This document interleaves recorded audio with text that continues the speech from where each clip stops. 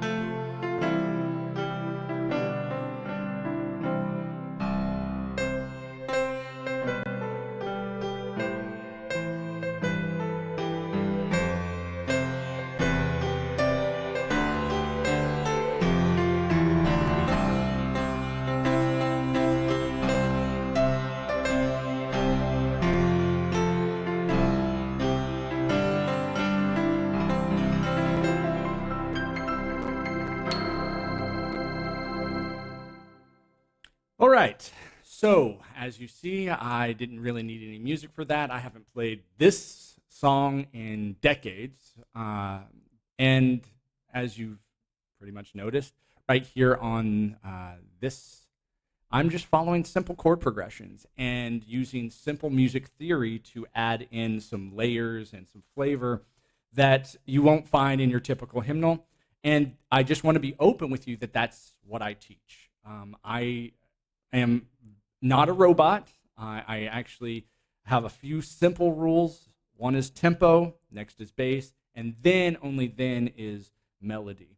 But before we get into any of that, I want you to understand on Tuesday, I need you to bring a ball for each of your kids about the size of their hand, right? They don't have to close their fingers all the way around it, but something that they can palm and hold, right? They need to bring one of those, and they need to bring a pencil, a pen, and a small notepad. Okay, we can meet at the church, and like I said, it's going to be about 20 minutes of actual lessons, and then 20 minutes of reviewing what we're going to be doing for homework, and then the actual practicum. All right, so about 40 minutes altogether should be it, and then we'll be done, and then I'll let them practice for the next week or so, and once they come back, I'll give them a test, and the way that I do testing is very simple. Either they pass or they fail. There is no, like you get a 50% or a 60%. It's just pass or fail. And if I feel like they've failed, then I will give them another week. If they fail twice in a row, because these lessons are extremely simple, if they fail twice in a row, I won't teach them anymore, because I have to know that your children or any student that I take on genuinely wants to learn, and I've set this up so that anybody can learn this.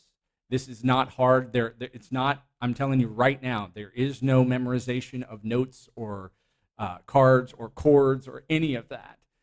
If anything, it's the first couple lessons have nothing to do with the names of the notes or where they are. It has everything to do with understanding the pattern of the keyboard.